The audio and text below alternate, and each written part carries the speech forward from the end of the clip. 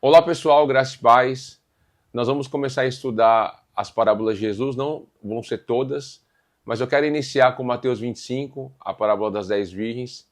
Lembrando que quando nós vamos aplicar alguma interpretação nas parábolas, depende daquele contexto escatológico ou doutrinário que a pessoa vai ter. E quando nós estudamos essas parábolas escatológicas, não tem como não ter divergência, por conta que você tem visões como pré-tribulacionismo, pós-tribulacionismo, pré-milenismo, amilenismo, então a pessoa vai depositar toda a sua cosmovisão para interpretar a parábola. Isso é inevitável, é por isso que tem essa divergência. Eu tenho estudado com alguns mestres que eu vou acompanhando aí na internet aleatoriamente, o que eles vão falando das parábolas de Mateus 25, e também pego ali algumas referências da patrística. Então, como eu sei que depois do advento do dispensacionalismo, que defende o pré-tribulacionismo, e um pré-milenismo que faz dicotomia de povo, Israel e igreja, geralmente a pessoa, um mestre moderno que tem essa linha, ele interpreta a parábola, até mesmo os símbolos das virgens, colocando como se não fosse a igreja. Que é uma coisa que eu não concordo, que eu vou estar comentando quando a gente for ler as parábolas, mas eu recorro também assim, bastante a patrística, aquele período do primeiro até o sexto século, e no caso, depois de Agostinho, nós sabemos que a boa parte dos autores, eles vão interpretar ali as parábolas, eles vão escrever, eles dão um peso mais amilenista, que é a ideia do milênio simbólico, exceto João Crisóstomo, que vai fazer um comentário de Mateus 25, mas ele não dá tanta ênfase a como que vai ser, como que ele encaixa esse período da parábola. Uma coisa é certa, aqueles símbolos de azeite, lâmpada, é bem parecida a interpretação, as virgens. E aí, isso que eu quero trazer para vocês, e aquilo que foi diferente, eu vou deixar claro minha posição, porque os irmãos sabem que eu sou um pré-milenista, e quando eu fui estudar também os pré-milenistas do primeiro até o terceiro século, eles quase não comentam parábolas. Então é por isso que, assim, não dá para saber como que eles entendiam as parábolas, e é por isso que, assim, na multidão de conselhos que eu fui absorvendo, eu tenho as minhas conclusões, amém? Então vamos ler os textos lá em Mateus 25, versículo 1 em diante. Então o reino do céu será semelhante a 10 virgens que, tomando as suas lâmpadas, saíram a encontrar-se com o noivo. 5 dentre elas eram nécias e 5 prudentes. As nécias, ao tomarem as suas lâmpadas, não levaram azeite consigo. No entanto, as prudentes, além das lâmpadas, levaram azeite nas vasilhas. E tardando o noivo, foram todas tomadas de sono e adormeceram. Então nós temos aqui esses símbolos, 10 virgens, prudente, nécia, 5 cada uma, azeite e lâmpada. E eu vou pegar aqui assim algumas referências de mestres modernos, que eu digo esses que ensinam no YouTube, na internet, e os mestres mais antigos que vão comentar sobre as parábolas. Eu tenho observado que essa interpretação das 10 virgens, quando você pega os mais antigos, geralmente eles vão dizer que é a igreja, as virgens. E no caso dos mais modernos, eles vão dizer que não é a igreja. Eu vi algumas interpretações dizendo que não é a igreja, dizendo que essas 10 virgens seriam como se fosse uma espécie de damas de honra, que estão sendo convidadas ali para o casamento do noivo, que é Cristo, com a igreja. A igreja não estaria aqui, estaria implícito, mas não estaria falando da igreja assim com clareza. Aí eles aplicam as 10 virgens, falando que seria Israel, fazendo essa separação de Israel e igreja, que é mais recente essa interpretação, ali depois do século XIX, com o dispensacionalismo, que é uma visão que eu não concordo. E é por isso que, assim, quando se fala de virgem, eu não vejo que existe duas virgens, mas apenas uma. Paulo vai falar em 2 Coríntios, no capítulo 11, o seguinte, versículo 2, porque zelo por vós com zelo de Deus, visto que vos tenho preparado para vos apresentar como virgem pura a um só esposo, que é Cristo. Mas receio que, assim como a serpente enganou a Eva com a sua astúcia, assim também seja corrompida a vossa mente e se aparte da simplicidade e pureza devidas a Cristo. Então Paulo está deixando claro que ele estava apresentando a igreja de Corinto como uma virgem pura. A palavra no grego aqui é a palavra partenos, virgem, que nós vamos encontrar também relacionada aos 144 mil, que são castos, né, virgens, e é por isso que faz essa separação.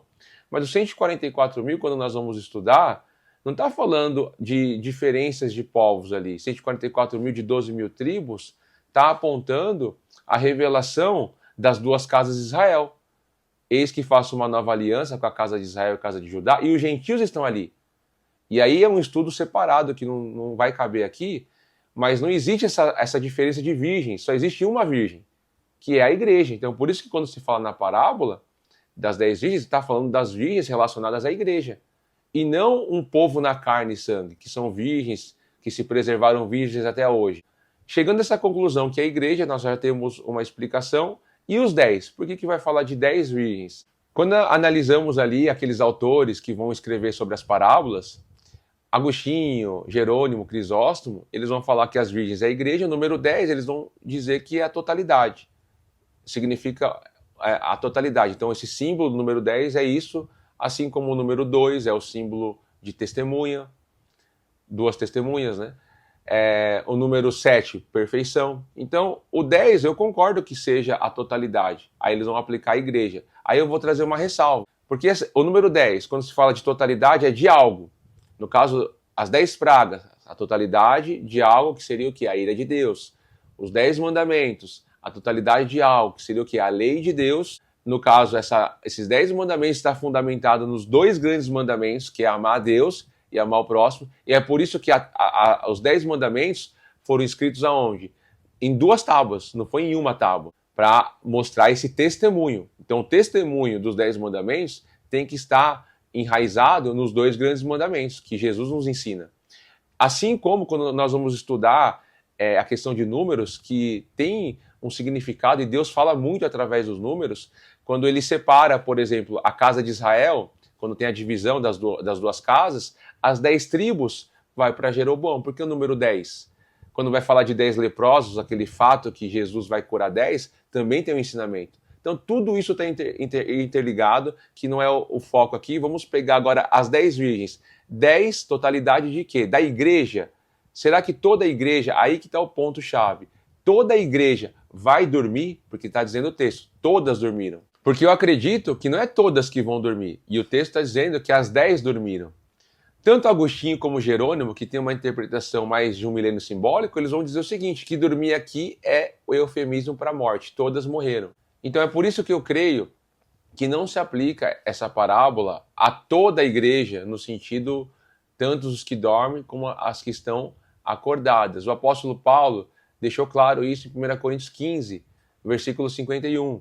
Eis que vos digo um mistério. Na verdade, nem todos dormiremos. Aqui ele está falando da morte. Mas todos seremos transformados no momento, no abrir e fechar de olhos, ante a última trombeta, porque a trombeta soará e os mortos ressuscitarão incorruptíveis e nós seremos transformados. Nem todos dormiremos. Todos seremos transformados, sim, no piscar de olhos.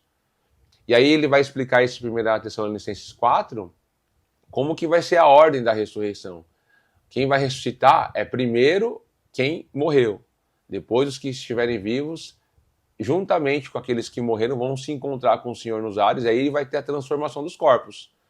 Então, observe que se dormir está relacionado à morte, e se a totalidade da igreja ali, da parábola, fala no geral, não é todas que vão morrer. Vai ter uma parte da igreja que vai estar viva, que não vai provar da morte, mas vai ser transformada.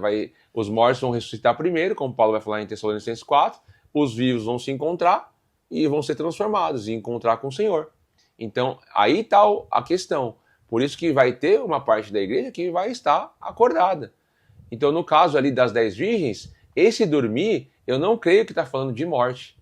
Para mim, ali está falando de um sono relacionado a estar desatento às questões dos tempos e das épocas, que Paulo vai falar em 1 Tessalonicenses 5. E no versículo 4 vai dizer assim, mas vós, irmãos, já não estáis em trevas, para que aquele dia vos surpreenda como ladrão. Porque todos vós sois filhos da luz, filhos do dia. Nós não somos de noite nem das trevas. Não durmamos, pois, como os demais, mas vigiemos e sejamos sóbrios. Olha que interessante, ele está dizendo, não durmamos como os demais, mas vamos vigiar. Esteja atento, vocês são do dia. Agora, o ponto interessante ele diz, vocês não estão em trevas para que aquele dia, que dia que é esse? Vos surpreenda como ladrão. É por isso que é interessante a gente pegar do versículo 1, que ele diz, mas irmãos, acerca dos tempos, das estações, ou seja, Cronos e Kairos, não necessitais de que se vos escreva, porque vós mesmos sabeis muito bem que o dia do Senhor virá como ladrão da noite. Então já nós identificamos que esse dia é o dia do Senhor. Então ele está falando acerca do dia do Senhor que virá como ladrão, e esses tempos e épocas são os sinais. Jesus disse que nós saberíamos os sinais. Ele falou do abominável da desolação, ele falou de uma grande tribulação a qual nunca houve e jamais vai haver. Agora, o dia e a hora, realmente nós não sabemos, mas os sinais sim. Por isso que quando ele vai dizer assim, que esse dia, né, não vai nos surpreender como ladrão, que ele vai continuar no versículo 3, pois que quando disseres a paz e segurança, então lhe sobreviverá a repentina destruição, como as dores de parto, aquela que está grávida, e de nenhum modo escaparão. Aí que ele vai dizer no versículo 4, mas vós, irmãos, já não estáis em trevas, para que aquele dia vos surpreenda como ladrão. Então esse dia não vai nos surpreender como ladrão. Por quê? Porque nós sabemos os tempos e as épocas, sabemos os sinais. E esses sinais que Jesus nos ensina é para que a gente fique vigilante. Por isso que ele vai dizer que nós não venhamos dormir como os demais. Então aqui ele não está falando de dormir, Paulo, como morte. Ele está falando de uma pessoa desatenta, uma pessoa que está preocupada ainda com essa vida. Por isso que ele associa trevas, noite, dormir com pessoas desapercebidas, que vai ser pega de surpresa. Aí no caso nós temos ali as 10 virgens, mas 5 eram prudentes e 5 eram nécias. Aí no caso aí nós podemos observar que tem pessoas que dormem que realmente ainda você tem ali entendimento, claro que a pessoa é um irmão em Cristo. Eu conheço vários irmãos assim, eu vou dar um exemplo. Pessoas que vão dizer o seguinte, Jesus poderia demorar um pouquinho mais para voltar, eu não consegui realizar algumas coisas ainda. Você vê que a pessoa ainda está muito apegada a essa vida.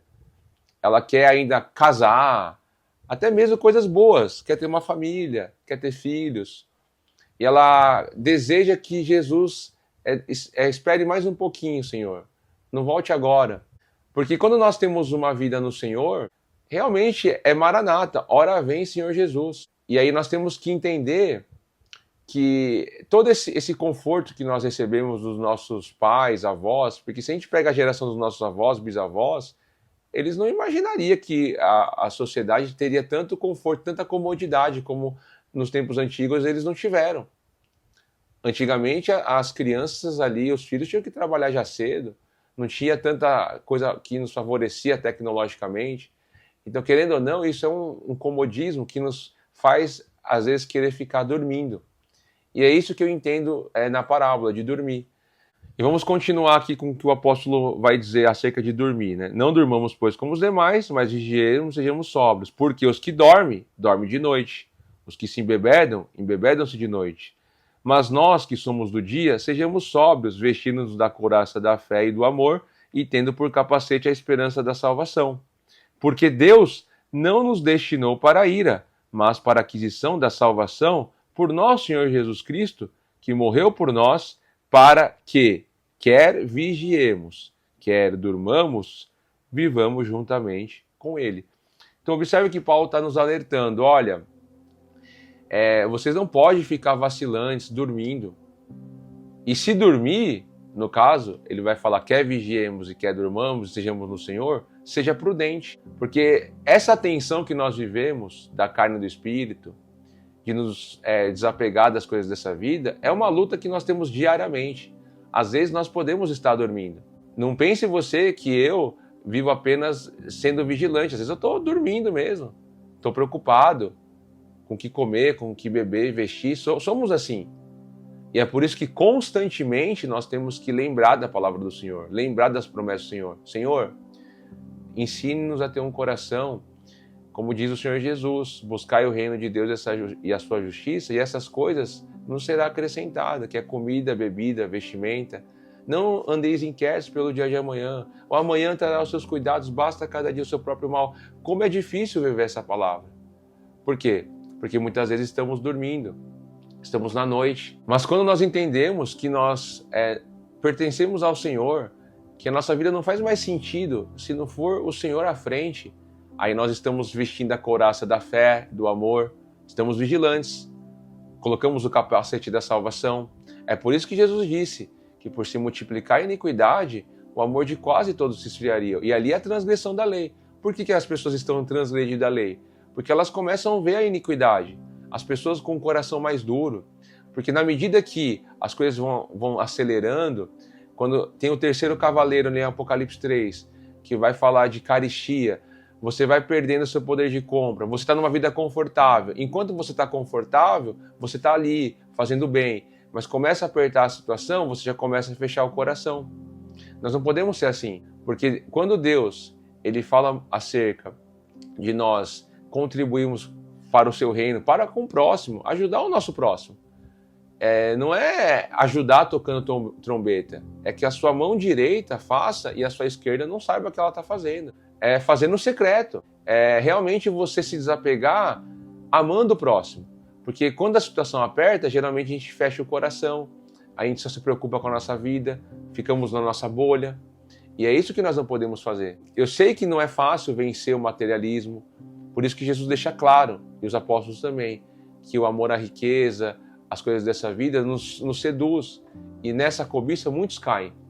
Mas que possamos estar vigilantes. Toda vez que o nosso coração estiver inclinado para essas coisas dessa vida, que possamos confiar na palavra do Senhor. Não ficarmos inquietos pelo dia de amanhã. Porque amanhã vai trazer os cuidados e basta cada dia o próprio mal. E é nisso que eu vejo aquelas virgens que dormiram, que foram prudentes, que elas tinham o quê? Tinham azeite na vasilha.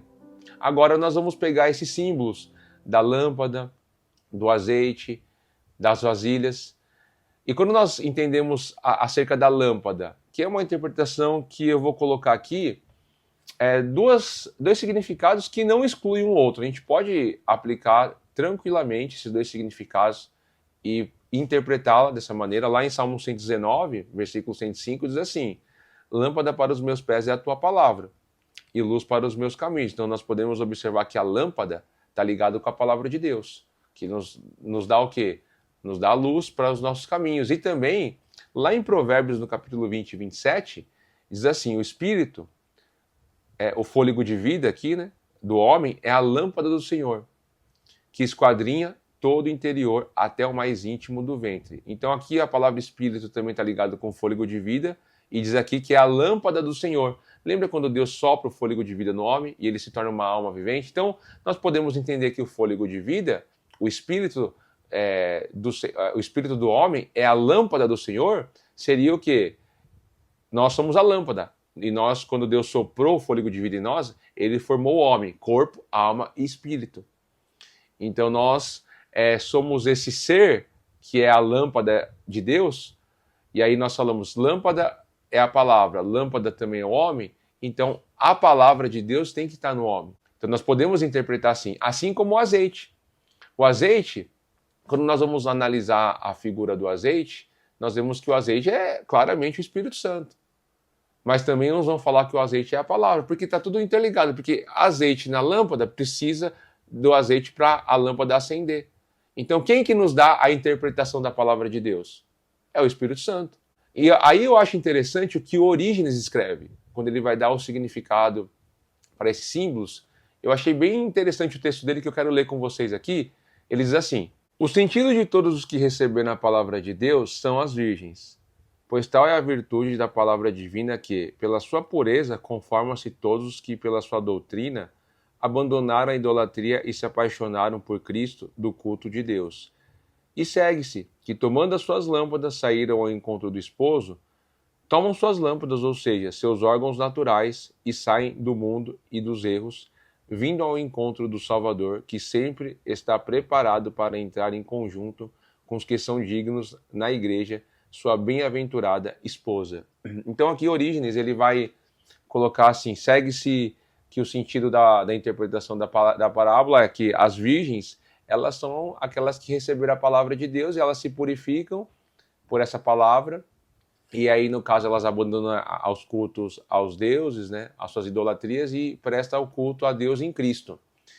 Então, quem que purificou lâmpada para os meus pés é a tua palavra. A fé vem pelo ouvir a palavra de Deus. Então, nós podemos entender que essa lâmpada, aí eu estou colocando aqui a interpretação como a palavra de Deus, que purificou essas virgens. Agora, em seguida, ele vai dizer o seguinte, segue-se, que tomando as suas lâmpadas, aí ele vai colocar a interpretação da lâmpada aqui, como se fossem os órgãos naturais. E eu acho interessante porque não só ele, mas como também Hilário de Poitiers, eles vão falar dos cinco virgens, né? Cinco, são os 5 sentidos. Os órgãos naturais seria o olfato, paladar, audição, visão e tato. Então esses 5 sentidos são prudentes ou imprudentes.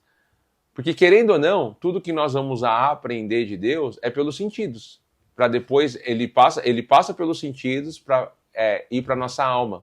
Então não tem como você negar a parte sensorial. Se uma pessoa é cega, ela está ouvindo. Se a pessoa ela não ouve ou vê, ela está sentindo. Ela está ali usando algum sentido do corpo. E quando nós olhamos as escrituras, Deus, quando ele vai falar conosco, observe que é utilizado muito esses termos dos órgãos naturais. E eu achei bem interessante ele aplicar a questão dos órgãos naturais, sendo a lâmpada, porque é o que eu entendo ali que vai falar em Provérbios, que o espírito do homem é a lâmpada do Senhor. Quando Deus nos criou, ele nos criou com esses órgãos naturais, esses 5 sentidos. Então, através dos 5 sentidos que a gente aprende tudo. Que a gente está ali falando com Deus, porém, não pode ficar só na parte sensorial, na parte dos sentidos. Tudo que nós aprendemos tem que ir para a nossa alma. E aí que eu acho interessante, quando ele vai falar mais um pouquinho agora do azeite, das vasilhas, mas no caso, quando nós temos o azeite nós podemos entender que é o Espírito Santo, que está relacionado ao Espírito Santo, também entender que é o Espírito Santo que nos ilumina para entender a palavra. Sem o Espírito Santo, a gente jamais compreenderia a palavra. Então, no certo sentido, lâmpada, fala, para os meus pés é a palavra do Senhor, e luz para os meus caminhos, essa luz que nos faz caminhar tem que ser o azeite. Então, por isso que essas coisas estão interligadas. E no caso ali, em João capítulo 16, versículo 13, Jesus vai falar, mas quando vier o Espírito de verdade, que é o Espírito Santo, ele vos guiará em toda a verdade, porque não falará de si mesmo, mas dirá tudo o que tiver ouvido e vos anunciará o que há de vir. Então é o Espírito Santo que vai fazer isso daí, vai nos guiar à verdade. A verdade é a palavra de Deus. Então o Espírito nós podemos interpretar ali, o azeite, interpretar como Espírito. E uma outra coisa também que nós temos na parábola é as vasilhas. As prudentes tinham azeite nas vasilhas. O que nós podemos entender das vasilhas? Lá em Provérbios 20:15, vai dizer assim, ó, há ouro em abundância de rubis, mas os lábios do conhecimento são joias preciosas. O lábio do conhecimento são joias preciosas. Aqui a palavra no hebraico, joias, é a mesma palavra de vasilhas. Vasilhas preciosas são o quê? Os lábios do conhecimento. E esse conhecimento do Senhor. Porque você tem a lâmpada do Senhor. Então você agora tem o quê? O conhecimento que vem pelo Espírito Santo. E você essa vasilha. Essa vasilha é o quê? Aonde está depositado o azeite.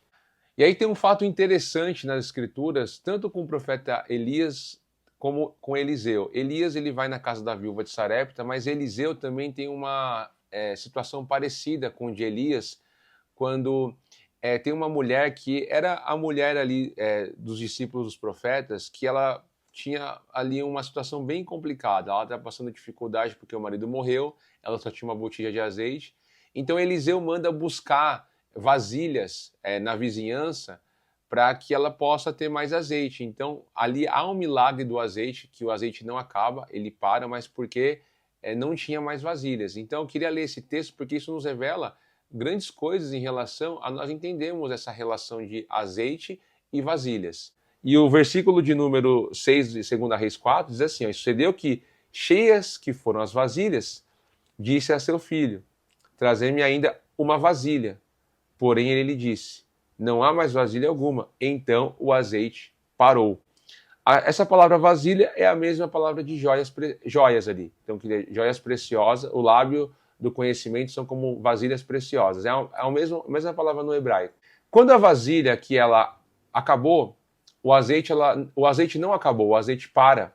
E o que nós podemos entender a vasilha, o significado na parábola das 10 virgens? Eu entendo que a vasilha também está relacionada ao homem, assim como a lâmpada fala de palavra e fala do espírito do homem ser a lâmpada. O azeite com a vasilha também. Azeite agora é o quê? Está falando do espírito que ilumina a sua vida, te dá o conhecimento, te traz a clareza pela palavra, mas aquilo já não está mais nos sentidos. Você não está aprendendo só pelos sentidos. Tudo que você aprende pelos 5 sentidos vai para a sua alma e tem que ficar na sua alma. Isso é a vasilha. E essa vasilha, que é essa alma sedenta, a alma sedenta é a vasilha que não acaba. Você tem que ter sempre vasilha. É a alma que não vai... O azeite, lembre, o azeite nunca vai acabar. Ele para, porque não tem mais vasilha. Então, no caso, aquelas virgens tinham vasilhas. Mas eu creio que, em um dado momento, elas deixaram de ter essa alma sedenta. E aí é por isso que tinha azeite acumulado, as prudentes, mas as nécias não tinha nem vasilha. Era só ouvir a palavra, só por ouvir. É aquela pessoa que ouve a palavra, ela se alegra no momento, até a palavra impactou ela, mas é aquela coisa momentânea. Não teve substância. E é isso que eu entendo da parábola das 10 virgens. O azeite com as vasilhas é essa substância que você adquiriu. E Orígenes ele vai dizer o seguinte, continuando a explicação, né? Ele vai continuar falando do azeite. O azeite é a palavra da doutrina que enche os vasos das almas, pois nada conforta tanto como o discurso moral, que se denomina azeite da luz. As prudentes, pois, tomaram este azeite, que lhe foi suficiente, mesmo que tenha atrasado a saída, que o verbo tenha demorado para realizar a consumação de suas vidas. As loucas tomaram as lâmpadas inicialmente acesas, mas não tomaram azeite suficiente. Então, Orígenes vai falar, olha, o azeite é a palavra da doutrina que enche os vasos das almas. E é isso. Uma vida do Espírito, que você está sendo iluminado pela verdade, vai encher a sua alma. Mas primeiro você aprendeu as coisas pelos sentidos. Mas isso tem que ir para a sua alma. Então, no caso, as almas ali, no caso das virgens prudentes, elas tinham uma alma sedenta. É isso que nós temos que entender. Que dormiram. Não foi bom elas terem dormido, porque em um dado momento deixou de ser aquelas virgens sedentes. Porque uma alma sedenta é aquela pessoa vigilante. E nós temos que estar assim nesse período. Porque a parábola das 10 virgens, agora que entra o ponto que eu entendo que ela não está falando da vinda do Senhor, mas é um período que envolve a grande tribulação, a ira de Deus e aí sim a vinda do Senhor. Porque ali nós vemos que o noivo, quando ele chega, as 5 nécias ficam para fora. Mas quando diz à meia-noite ouve-se um grito, aí vem o noivo, alguns vão entender ali que está falando já da vinda de Cristo, mas não. Porque ainda ocorre algumas coisas que está relacionado para mim no período da grande tribulação e ira de Deus. E aí eu quero ler alguns textos aqui, para a gente poder analisar que esse período da meia-noite, para mim, ele não está restrito à vinda de Cristo, mas ele está ligado do período da grande tribulação, que é esse tempo, tempos e metade de um tempo, que dentro desse contexto tem ira de Deus e a vinda de Cristo. Então a meia-noite, para mim, seria relacionado a isso. Lá no versículo 6 de Mateus 25 vai dizer assim, mas à meia-noite ouviu-se um grito, eis o noivo, sai ao seu encontro. Então se levantaram todas aquelas virgens e prepararam as suas lâmpadas, e as nécias disseram às prudentes, dai-nos o vosso azeite, porque as nossas lâmpadas estão se apagando. Então vamos lá, aqui vai falar da meia-noite. O que seria essa meia-noite? Alguns vão dizer que essa meia-noite fala da volta de Cristo, porque lá em Marcos 13, em alguns versículos que vai falar da vinda de Cristo, Jesus vai falar de uma parábola que vai dizer assim, é como se um homem partindo para fora da terra deixasse a sua casa e desse autoridade aos seus servos e cada um a sua obra e mandasse ao porteiro que vigiasse. Aí ele vai dizer, vigiai, pois, porque não sabeis quando virá o Senhor da casa, se é à tarde, se é à meia-noite, se é ao cantar do galo ou se é pela manhã. Então, aqui nesse texto está falando da vinda do Senhor, que ninguém sabe o dia e a hora, daí eles vão alegar, tá vendo? Jesus está dizendo uma parábola daquele que tem que ficar vigilante, se o Senhor pode vir de manhã, pode vir à tarde, se é à meia-noite. Aí eles usam essa palavra meia-noite para aplicar a parábola das 10 virgens. Mas aqui está falando de vários tempos de horário. Pode ser pela manhã, pode ser à tarde. Então, quando se fala da meia-noite ali, em Mateus 25, na parábola das 10 virgens, não pode estar falando apenas da vinda de Cristo. Porque quando à meia-noite ouve-se um grito, aí vem o noivo, alguns vão falar que que gritou, esses que disseram aí vem o noivo, são os anjos recolhendo, mas não faz sentido, porque quando os anjos estão recolhendo, já é o arrebatamento. Por que elas estão saindo para procurar azeite? E só depois o noivo chega. Então tem um intervalo aí. É por isso que eu entendo que esse período da meia-noite fala desse período da grande tribulação e ira de Deus, aí tem, por final, a volta de Cristo.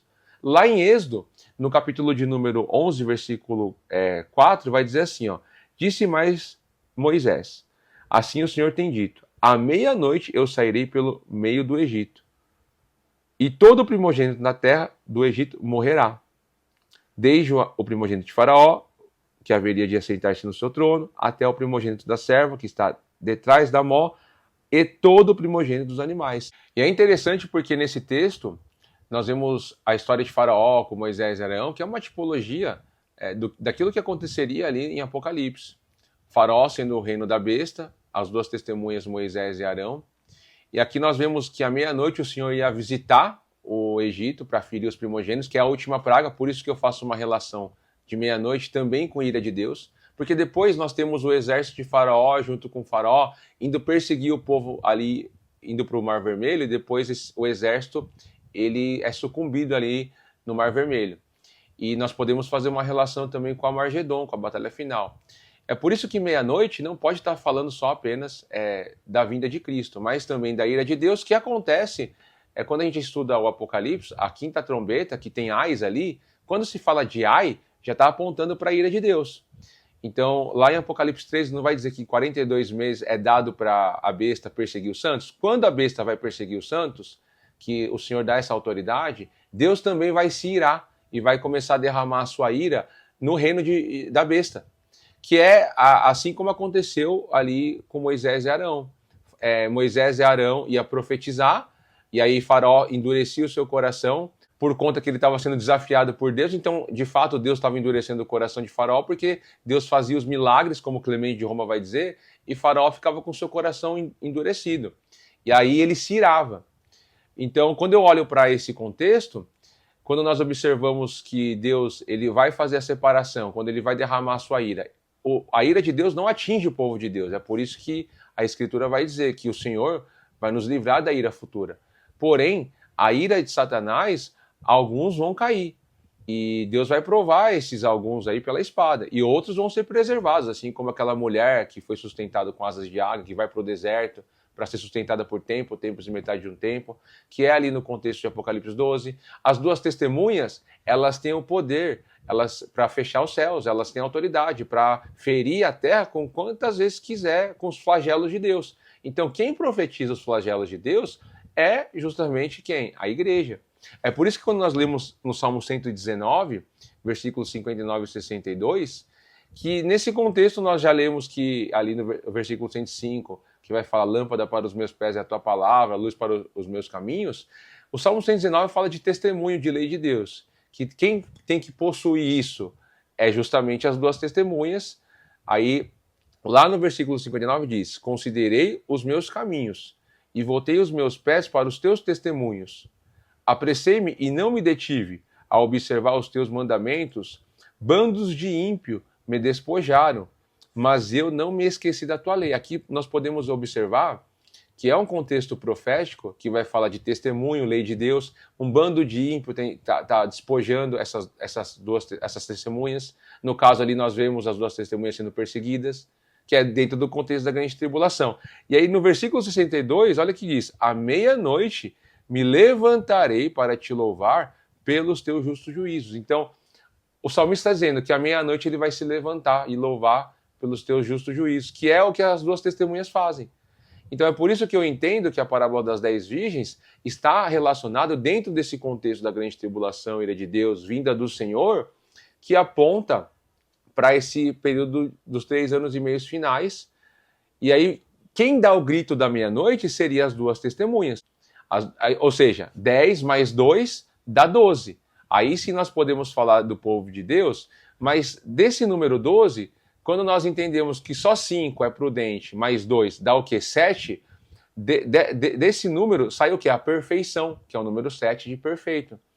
Então, quando eu observo esse texto de Mateus 25, eu interpreto dentro desse contexto, e aí fazendo uma relação também ali com as 7 igrejas em Apocalipse, que aponta as 7 igrejas para toda a história da igreja, mas também para períodos proféticos, porque quando nós temos ali as 7 igrejas, 2 não recebem repreensão, Esmirna e Filadélfia.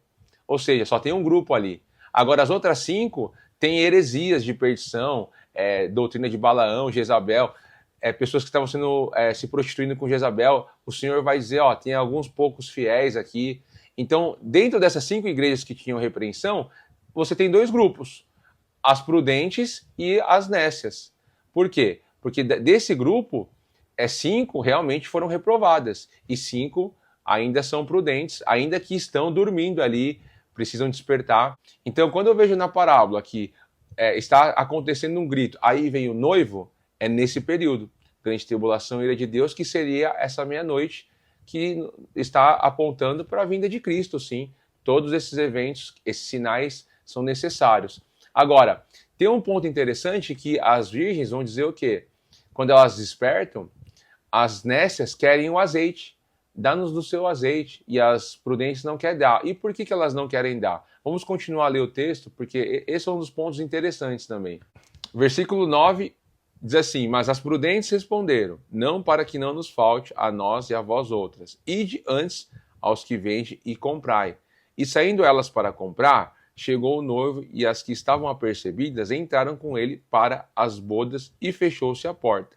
Aqui nós temos um ensinamento precioso, porque nós vemos que não é possível comprar azeite de uma outra virgem. E aí eu aprendo que só é possível comprar azeite daquele que tem autoridade para vender, que é o próprio Deus. Se o azeite está relacionado ao Espírito Santo que ilumina o nosso coração na palavra, é ele que nos leva à verdade. Então todos nós temos que pagar um preço, mas pagar um preço para aquele que tem autoridade para vender. Sendo que Deus está sondando os corações. É por isso que a obra de cada um vai ser provada pelo fogo. A salvação ela é individual. Então tudo que nós fazemos não em vista de receber uma recompensa do outro, mas é do próprio Deus. Fazemos as coisas pelo Senhor. E é por isso que quando eu olho para Isaías 55, o Senhor deixa claro que é ele que vai vender, mas não é a preço de dinheiro. Lá no versículo 1 diz: ó vós todos os que tendes sede, vinde às águas, e os que não tendes dinheiro, vinde, comprai, e comei sim, comprai sem dinheiro e sem preço, vinho e leite. Porque gastais o dinheiro naquilo que não é pão, e o produto do vosso trabalho naquilo que não pode satisfazer. Ouve-me atentamente, e comei o que é bom, e a vossa alma se deleite com a gordura. Olha que ensinamento precioso. O Senhor está dizendo, eu não quero dinheiro.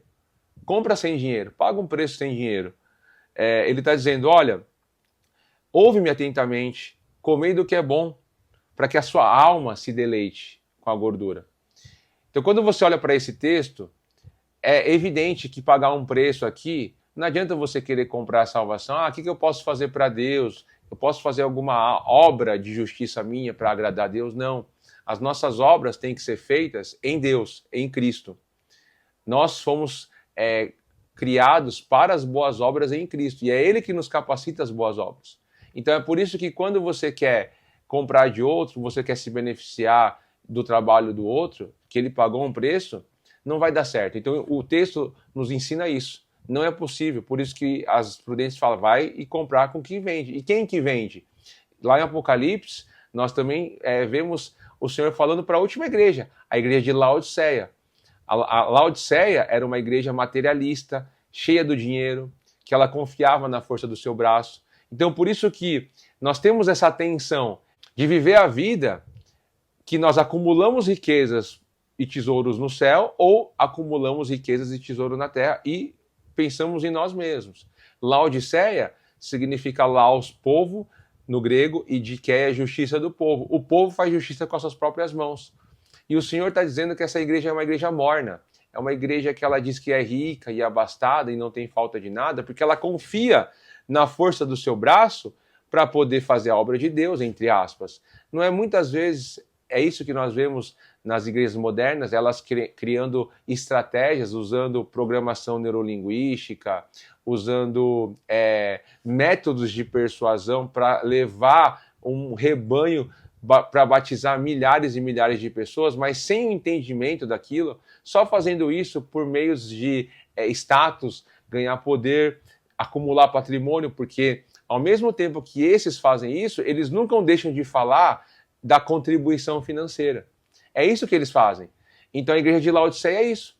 Ela confia na força do seu braço para fazer, entre aspas, a obra de Deus. E o Senhor está dizendo que ela é uma igreja morna, porque ela não é nem frio e quente, ela é morna. E dá náusea, o Senhor fica com náusea, quer vomitar. E aí ele vai dizer para essa igreja o seguinte, no versículo 18: aconselho de mim que compres, compra, paga um preço, ouro provado no fogo, para que te enriqueças, e roupas brancas para que te vistas, e não apareça a vergonha da tua nudez, e que unja os teus olhos com colírio para que vejas. Olha o que o Senhor está dizendo. Compra ouro provado pelo fogo. Não é esse ouro que vai perecer, mas o símbolo do ouro é a fé que é provada pelo fogo. É aquela fé que suporta as tribulações. É uma fé que entende que a felicidade não está naquilo que nós possuímos, naquilo que nós acumulamos, mas a felicidade está em olhar para o reino de Cristo e servir o meu próximo. Porque o amor é sofredor. Então a felicidade consiste nisso. Então é esse ouro que é provado pelo fogo, a roupa branca, ou seja, o sangue de Cristo nos purificando de todo o pecado e nos dando uma veste limpa, vestes brancas, livre da sujeira, da imundície, do pecado. Então é por isso que quando a gente olha para esse comprar colírio, para ungir os olhos, para que veja, ou seja, que você possa ver as coisas espirituais e que as escamas, assim como o apóstolo Paulo caiu as escamas dos olhos dele, caia dos nossos olhos, a gente começa a enxergar as nossas misérias. Então é isso que o Senhor está dizendo. E quem que faz isso? Não é o Espírito Santo? Não é o azeite? Não é esse azeite que nós temos, que nos ilumina na boa palavra? Então observe que pagar um preço é isso. Então nós precisamos ter azeite na vasilha. E as prudentes tinham isso. O problema é que em um dado momento elas vacilaram na fé, assim como acontece conosco. Mas isso era um período desse contexto da grande tribulação, porque as coisas estão se afunilando, a gente tem que ficar atento.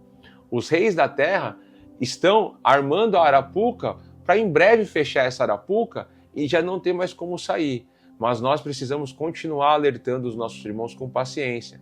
Então tudo que nós estamos vendo que está acontecendo, pelo menos aí uns 20 anos, depois do advento do smartphone, que começou ali, os primeiros smartphones eu lembro, 2006, 2007.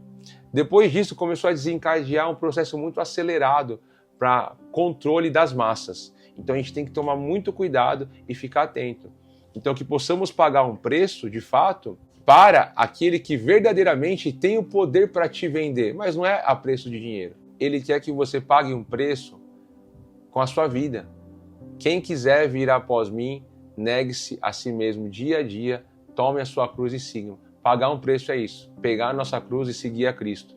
Os dias são maus, vemos vários escândalos, e esses escândalos continuam a aumentar. E aí eu entendo que quando Jesus vai falar aqui, nesses últimos versículos, o seguinte: mais tarde chegaram as virgens nécias, clamando, Senhor, Senhor, abre-nos a porta. Mas ele respondeu, em verdade vos digo que não vos conheço. Vigiai, pois, porque não sabeis o dia e nem a hora. Antes de nós entrarmos nessas palavras duras que as nécias receberam, que é as mesmas palavras que Jesus disse para os falsos profetas em Mateus 7. As prudentes, quando o noivo chega, diz o texto que as prudentes estavam apercebidas. Ou seja, elas estavam atentas aos sinais. E é por isso que Jesus vai dizer em Mateus 24, que nos tempos da vinda de Cristo seria como nos dias de Noé. As pessoas comiam, casavam, se davam em casamento. E diz o texto, e não perceberam até que veio o dilúvio. Então eles estavam vivendo essa vida confortável, essa vida de prazeres. E as nécias, elas estavam dessa maneira. Por isso que elas não participaram das bodas. Então, quando se fala de virgem nécia, até algumas pessoas querem colocar que essas virgens vão ser salvas, há uma possibilidade, mas não tem possibilidade. Porque quando fala que elas são virgens ali, nécia, o fato de elas serem nécias está testemunhando que elas apostataram, que elas se desviaram da fé. E está colocando como virgem, por quê? Porque elas conheceram uma hora a palavra, elas tinham conhecimento. O escritor de Hebreus não vai dizer isso lá no capítulo 6, daqueles que provaram os dons celestiais, os poderes do mundo vindouro, a boa palavra de Deus e recaíram. Então eu vejo que essas nécias estão ligadas com esse povo, inclusive com os falsos profetas, que vai surgir muitos nesse período, que vai se unir com a grande meretriz, que está relacionado com ela. Então é por isso que elas recebem essas palavras duras de Jesus, que ali em Mateus 7 vai dizer o seguinte, quando o Senhor vai falar dos falsos profetas, acautelai-vos, porém, dos falsos profetas, que vêm até vós vestidos como ovelhas, mas interiormente são lobos devoradores. Aí eu vou pular alguns versículos e diz, portanto, pelos seus frutos os conhecereis. Nem todos os que me diz Senhor, Senhor, entrará no reino dos céus, mas aquele que faz a vontade de meu Pai, que está nos céus. Muitos me dirão naquele dia, Senhor, Senhor, não profetizamos nós em teu nome? Em teu nome não expulsamos demônio? Em teu nome não fizemos muitas maravilhas? Então lhes direi abertamente, nunca vos conheci. Apartai-vos de mim, vós que praticais o quê? A iniquidade. Então esses aqui estavam dizendo, Senhor, nós fizemos isso em teu nome. Ou seja, tem nome de que vive, mas está morto. Mas vai ouvir de Jesus, eu não conheço vocês, assim como as nécias ouviram isso.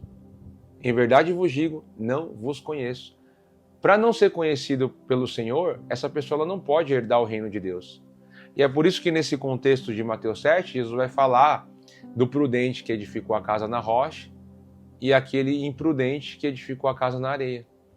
Então, as virgens prudentes e as virgens nécias falam acerca de um povo que vai dormir, mas que vai dormir com azeite na vasilha ou que vai dormir sem azeite na vasilha. E esse azeite é essa vida com Deus. Nós temos que estar constantemente em vigilância. Nós não podemos estar dormindo, temos que estar atentos, temos que estar vigilantes. Mas se porventura venhamos dormir, que possamos dormir de maneira que a gente possa ter azeite nas vasilhas. Eu sei que acontece na nossa caminhada desânimo, a gente se preocupa muito com essa vida, mas que possamos despertar hoje e saber que o tempo está próximo, a vinda do Senhor está próxima. E que não venhamos mais dormir, que possamos estar constantemente vigilantes com uma alma sedenta pelo Senhor, desejoso para dizer, Senhor, Maranata, ora vem. Nós desejamos isso e a igreja precisa, porque nós vamos precisar uns dos outros. Se tiver pessoas que você conhece que está dormindo sem vasilha, sem azeite, que você possa incomodar essas pessoas em amor.